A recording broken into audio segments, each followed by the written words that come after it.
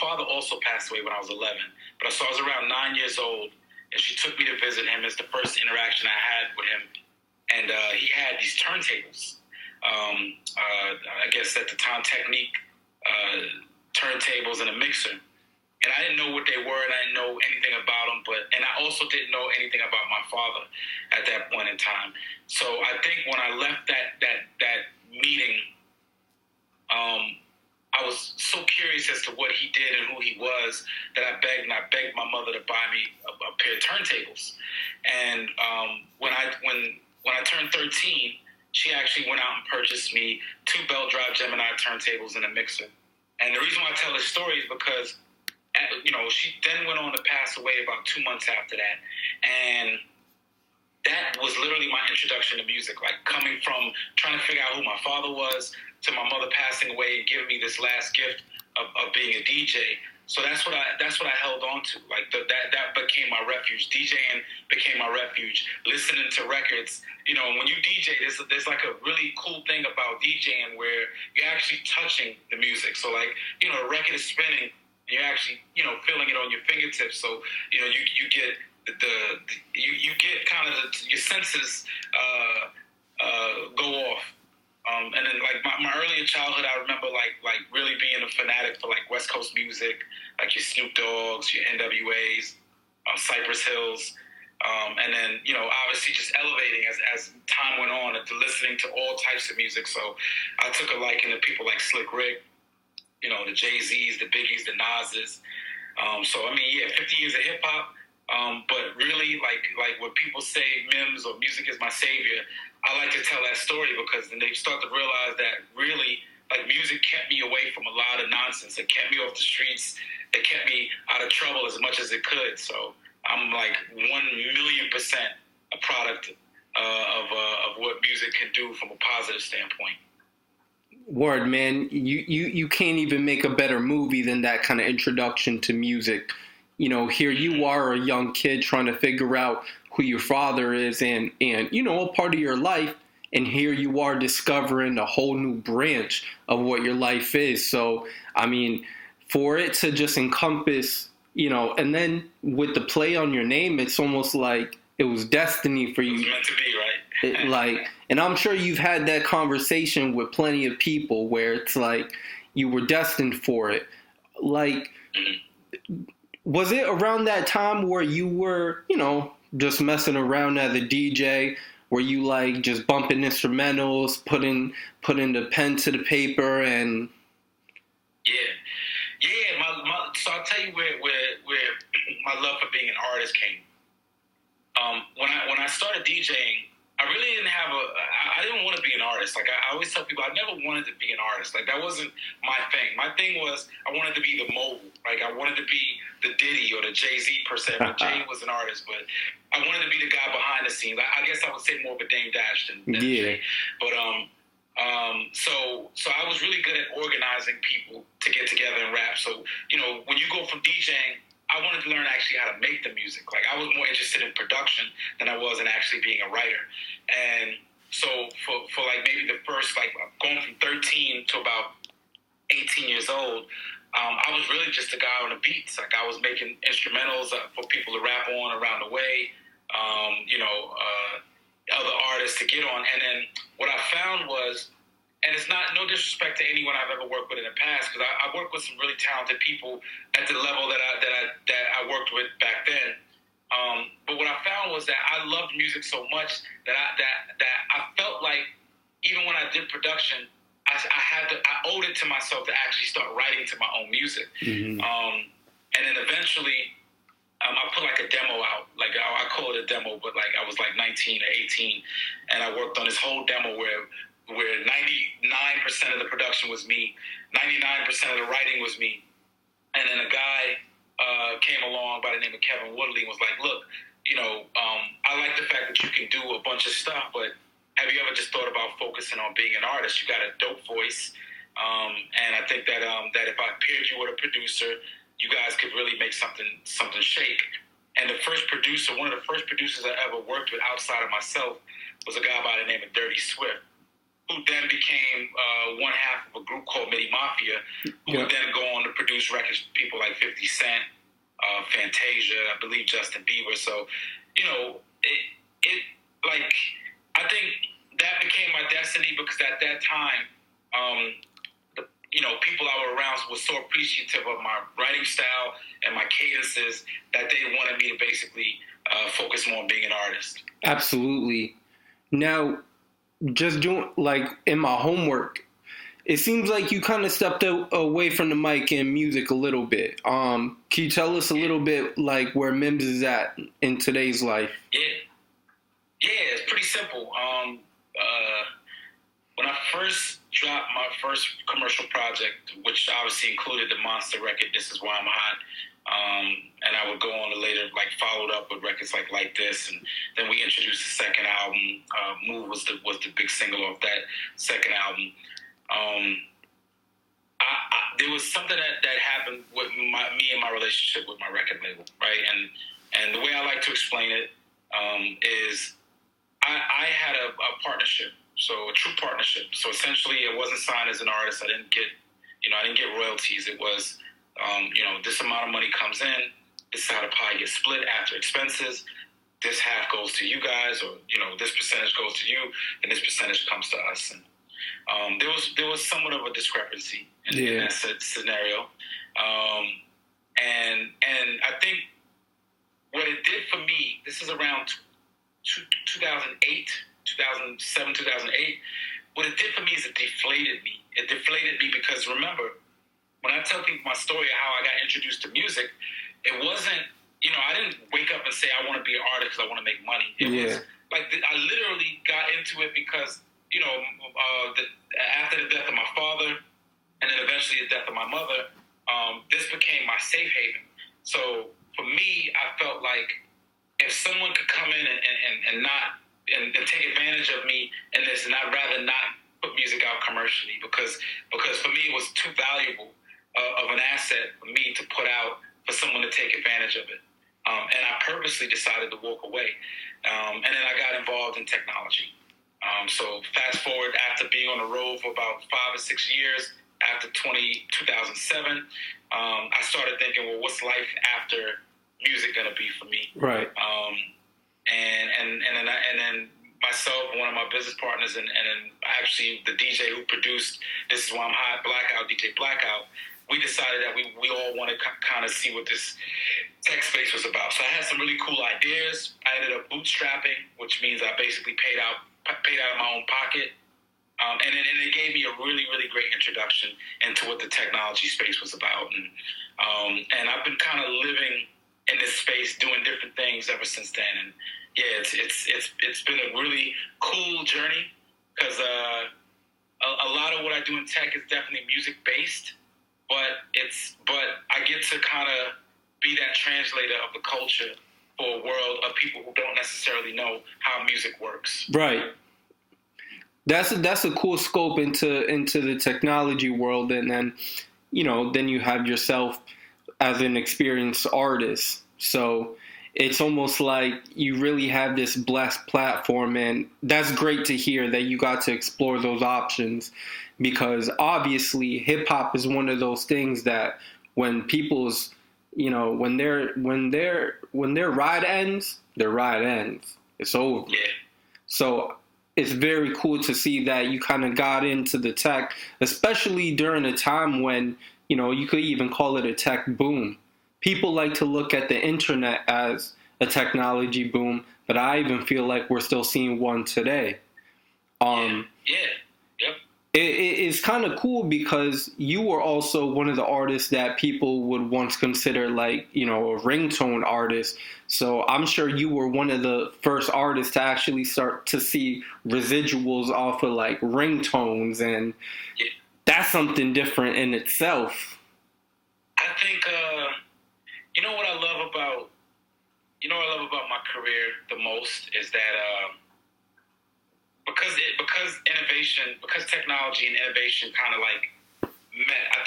I would say like 2004, 2005, we started to see the internet and technology just kind of meet to where the normal person understood it, right? So that's the introduction of the iPod or the iPhone, things that were just being introduced. So the MP3, what else? You had Napster, you had LimeWire, you had MySpace, and I think that what happens is there are people in this world who love innovation and they have the ability to be innovative and think like innovators. So you have your Elon Musk, you have your Bill Gates, you have your Steve Jobs, and then there's people who are afraid of innovation, and you tend to find them as the conspiracy theorists or the people who will say, well, this, I don't want to mess with this because eagle eyes watching it. You appreciate both sides, but I think one thing that I can attribute myself to back then is that I predicted it. Like, I predicted that technology would be disruptive in the music industry, and it was. And what essentially happened is the way people consume music changed, right? So prior to the MP3, the way people consumed their music was on CDs, right? And then prior to CDs, it was tape cassettes. And then prior to that, it was 8-track. And then there was also radio stations. And I think once someone basically created the MP3, a lot of these things that we traditionally listened to or sourced music from disappeared. And ringtones just happened to be one of those things where, because 2007 was like that boom of everybody having this cellular device, and then the cellular devices had the ability to be on the internet and surf the web, and this was the introduction to that. The way people consumed music then was different than they had done. And it's so crazy because if you think about it, it came in around 2007, and I think maybe left like really shortly after. Yeah. So the ringtone era was a real short era, but the way music was consumed was it allowed people to personalize with the music. So now I got this song on my phone, so every time someone calls, they're going to hear my song. And because I had one of the biggest records at that time, now I start to kind of see that nostalgia effect kick in 10, 15, 16 years later, where people are like, yo, you were my ringtone. Which to me basically says I was the person that they heard when people called them. And that's like a huge deal. Like, to me, that's a big deal. So yeah, I mean, I was a part of a disruptive period of music. And I got a lot of slack for it, but now when people look back now, they're like, oh, this is dope.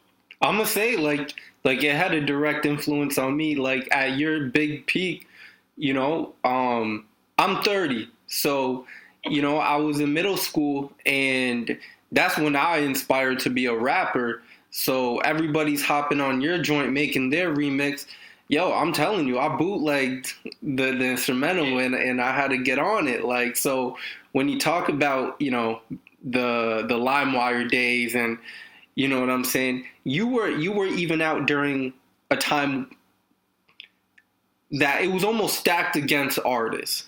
I know it's a similar playing field now. It's very easy to go up and torrent something, but back then, like, when people first had access to music, like, it was still hard to go out and buy, but you were doing it. You were selling units.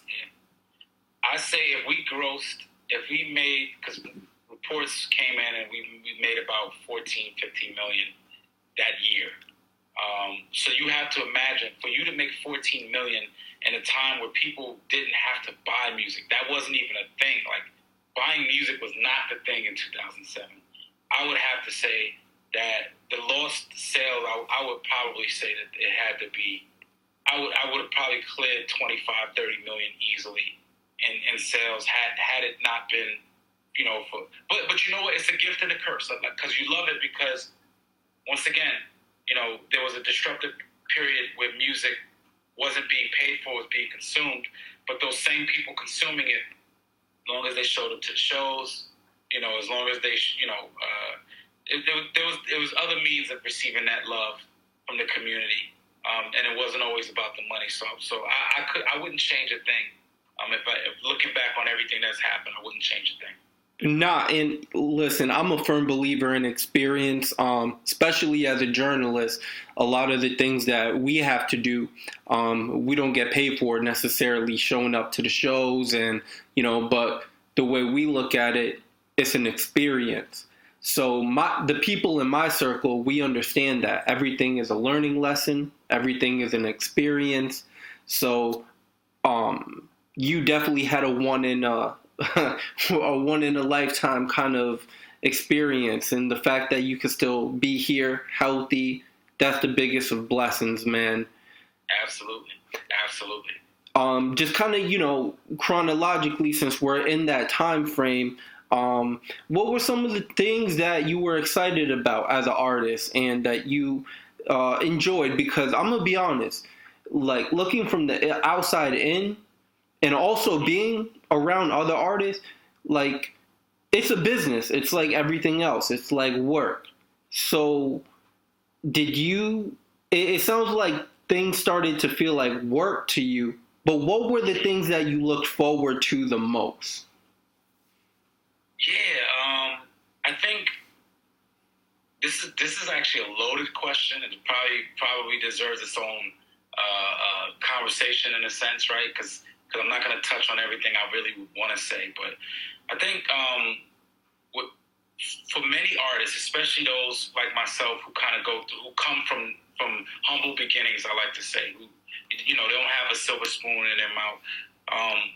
The fact that you can actually generate money from nothing, right? You create something out of nothing, and the fact that you can generate money from it. I think the first thing as a person, and I know this defies every law of anybody out there that's financially responsible. They're going to tell you, no, you shouldn't do this, you shouldn't do that. But I think the first thing you always want to do is take care of the people around you, right? Because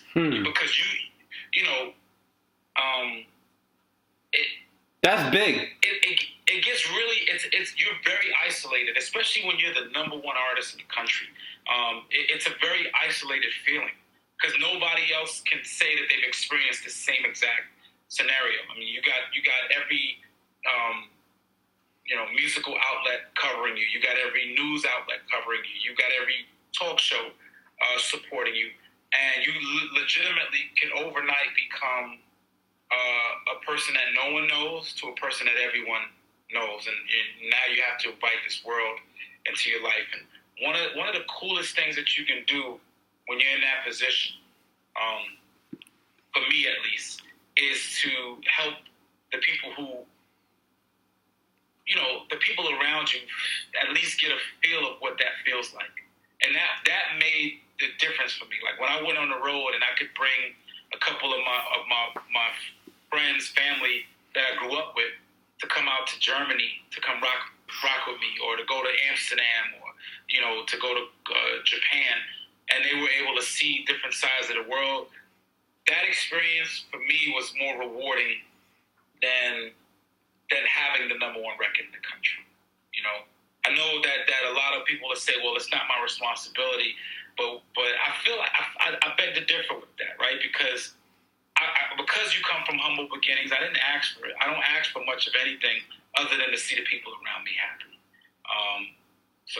And to each his own. If you don't, I get it. Like, I understand if you wanted to make it a solo ride, that's cool too. But I think just for me and my upbringing and my ability to be around so many people that I know genuinely loved me, that was my first thing. So if you ask me, the most fun that I've ever had would have been just being on the road with people that I grew up with and being around people that I grew up with. And then everything else was probably tough for me because a lot of it was just uncharted territories that I didn't know. No one can tell you how to navigate unless you meet an artist that's been in that position. And I didn't have the liberty of speaking to anyone that I knew had a number one record or had that much success. Because you came to the table, you already had the joint when you came to the label, so it's like you didn't come off of anyone's wing. You know what I'm saying? Yep. And I applaud that a lot, man. I'm I'm from Massachusetts, and so like I know the buzz out here was crazy for you, bro. And you know what I mean? It's just very good to hear that you were able to keep on track, you know, keep together with yourself. One of the wrap up questions that I like to ask all my guests, and you touched upon it a little bit in the beginning, but just going back into your hip hop mind, maybe even when you were famous, it could be coming across somebody that you idolized. What's one of your like coolest hip hop moments that you got to experience? Wow. There's been a few. I'm gonna say one that I actually appreciated happened last week.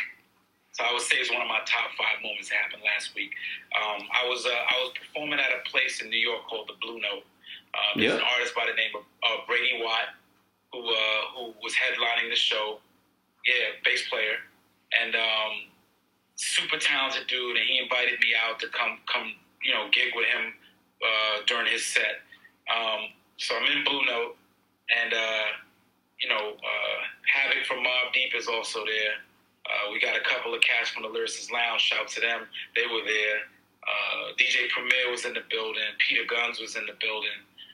And it's really like this cool, cozy jazz spot in the Lower East, not Lower East Side, like West 3rd in New York. So for those who know New York, you know the Village. Like it's, it already gives you that old school New York vibe. This was my first time being at the venue, especially performing, and it just reminded me. It gave me like a Renaissance feeling, and I could. The way I describe it is, back in the like late 80s, early 90s, like Spike Lee discovered all of these talented artists. Like you had Wesley Snipes, you had Samuel L. Jackson, you had Rosie Perez, you had who else did Spike bring out? It was so many people, but just imagine like you're walking through Brooklyn in the early 90s and you bump into one of these iconic people, and that's how I kind of felt being at Blue Note last week. So like I said, that moment for me, there's been a lot, but the fact that 16 years after releasing a record, I can still end up in these cool environments. Honestly, that's dope. I want to also touch on this too. One of my first shows that I ever got paid to do, probably the first show I ever got paid to do was in Worcester, Massachusetts. So, yeah. And it's funny, my aunt, she sent me a picture of the flyer. She kept it all these years, and she sent it to me 2 weeks ago. And I'm like, damn, like, you think back to if I would have known my younger self to go through all the stuff that I've been through, and knowing that was like the beginning of that life or that lifestyle, I would have never imagined it would be the way it is. And so I mean, even shows like that, I'm appreciative of. Yeah. Because, this is the beginning. I remember that show. Roy Barboza was DJing that gig. I think it was Roy, and I think it was I forgot. Anyway, point is that fast forward many years later, I still appreciate those type of scenarios. That's big. That's big. I had a good time at Worcester. Brother, this was dope, man. And, I feel like this isn't going to be the last time. I feel like we could definitely venture into some other things. I feel like, within the next year or two, I feel like a drill rapper is about to redo. I welcome it. I'll receive it. I welcome it. I think it's funny because I was just talking to my guy in Germany. He was heavy on drum and bass back then, which I guess is like double time. So it's like it kind of gives you that drill feel. And I think there's so many people. We're in that era, basically. Like you're 30 years old, and I think somebody's gonna say, "Hey, this is like it's time to redo this." So I'm here for it. I'm here for it too, my brother. Yo, Mims, it was great to talk to you, my man. I hope everything stays well with you, my brother. And God bless, bro. Same. God bless you, bro.